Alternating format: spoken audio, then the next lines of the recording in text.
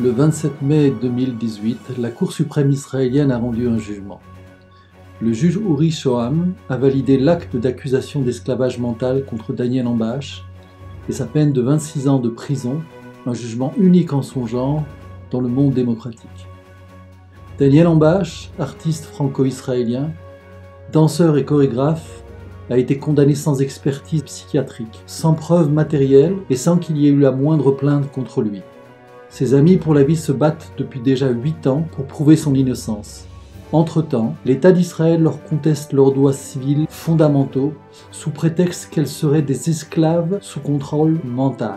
À la cérémonie de départ en retraite du juge Shoham de la Cour suprême israélienne, le procureur d'État Shai Nitzan l'a, de façon complètement absurde, félicité pour sa très grande sensibilité vis-à-vis des femmes Ambash. הרי שמפסק דין זה עולה רגישותו הרבה של השופט שוהם לזכויותיהן ולכבודן של נשים.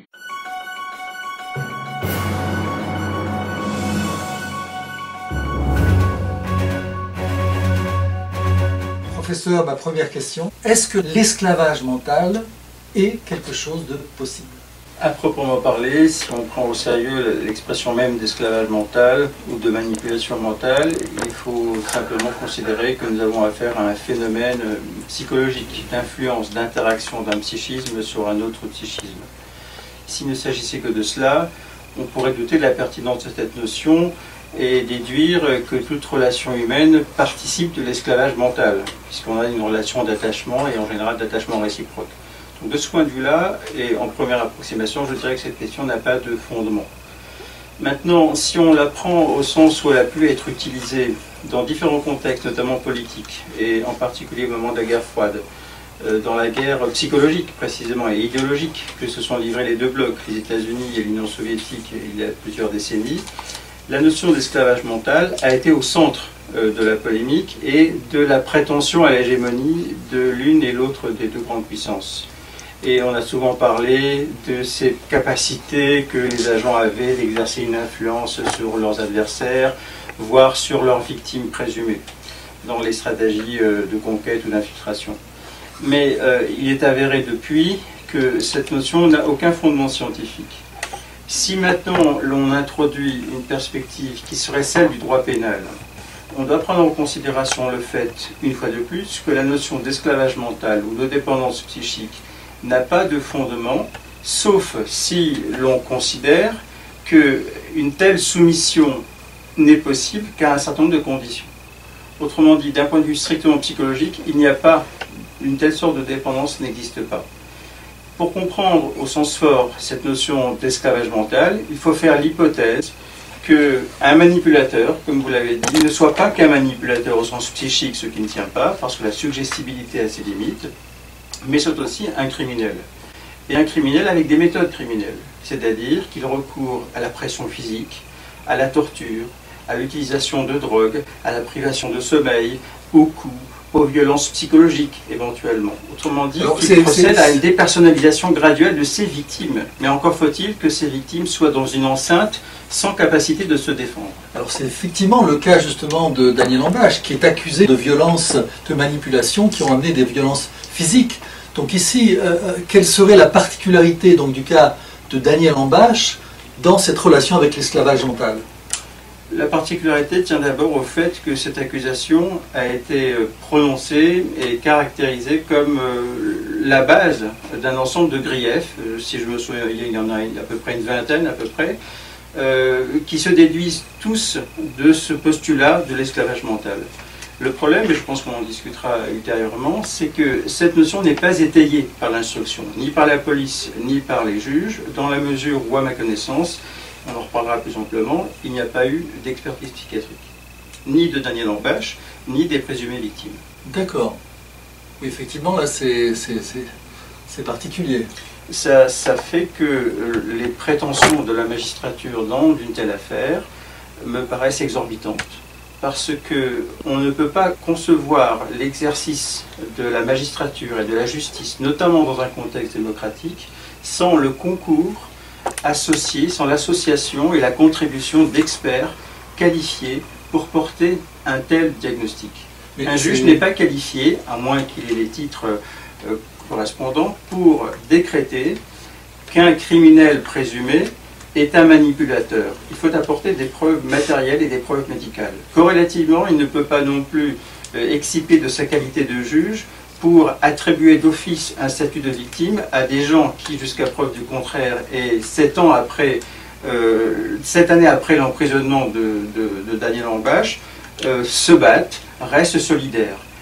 À ma connaissance, et l'expérience planétaire le montre depuis plusieurs siècles, et notamment depuis plusieurs décennies où la recherche est bien étayée dans ce domaine, est bien documentée, que les véritables victimes se frottent les mains lorsque leur bourreau est enfin passé au tribunal et lorsqu'il est puni par la prison. Et ne sont loin de se liguer pour clamer son innocence et revendiquer sa mise en liberté.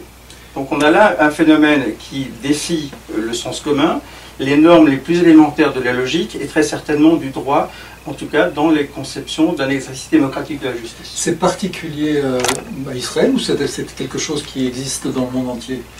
Ce qui est très problématique quand on considère qu'Israël est un État démocratique dont la démocratie est par ailleurs exemplaire sous différents rapports, c'est que ce pays soit le seul au monde, et je précise du monde démocratique, à faire valoir et à entériner cette postulation de l'existence de l'esclavage mental sans s'appuyer sur l'expertise psychiatrique. Il n'y a pas d'esclavage mental en France, aux États-Unis?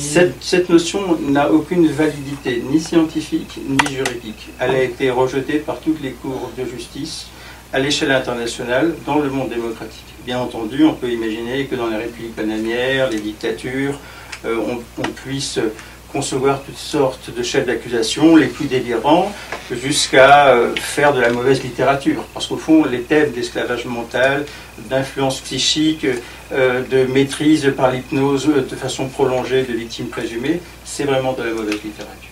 Les femmes de Daniel Ambache, quel serait votre diagnostic par rapport à l'esclavage mental en les voyant? Bon, sérieusement, on ne peut pas improviser un diagnostic sur un plateau de télévision en quelques secondes, mais le point que l'on puisse dire, étant donné que je les connais, que j'ai travaillé avec elles, que j'ai consacré aussi un livre, un collectif à l'affaire Ambache, de toute évidence, nous avons des personnes parfaitement saines d'esprit et de corps, et qui ne présentent aucune des stigmates de la victime. Mais elles ne peuvent pas cacher leur rôle, elles ne peuvent pas se cacher derrière un personnage? C'est impossible parce qu'encore une fois, il faut distinguer entre deux niveaux d'analyse de ce qu'est la victime. La victime, c'est d'abord un statut juridique. C'est un statut juridique qui est conféré au terme d'une expertise psychiatrique extrêmement minutieuse et qui vaut à la personne reconnue comme victime la protection de l'État. Or là, nous avons exactement le contraire. On a un procureur qui décide d'attribuer de force, par principe, le statut de victime à des gens qui en réalité ne sont pas traités comme des victimes, ne sont pas considérés comme des victimes, ne bénéficient pas de toute la sollicitude matérielle, financière, administrative que requiert le statut de victime. D'autre part, sur un plan strictement clinique, la victime est reconnue comme victime parce qu'elle a subi des sévices ou elle a subi des préjudices graves.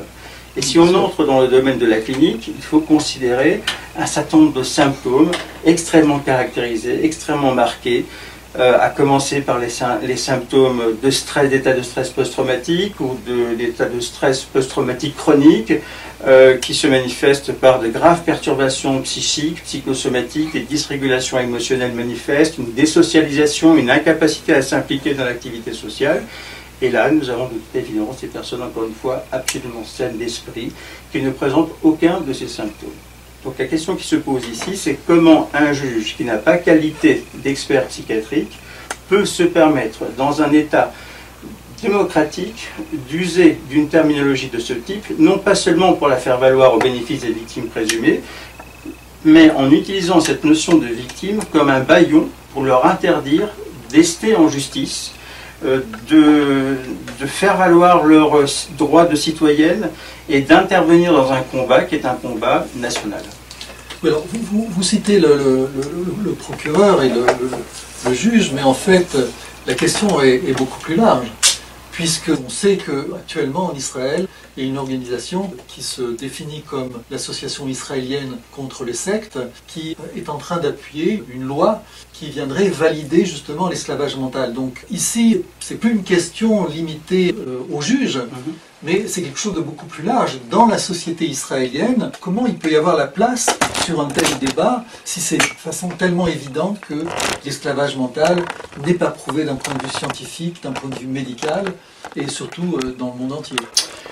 Les problèmes que nous venons d'évoquer se doublent d'un autre problème qui rend délicate l'appréciation ici de l'indépendance de la justice en face d'une association qui prétend exercer un rôle national, un rôle d'influence nationale, et dont les manœuvres sont bien connues depuis plusieurs décennies.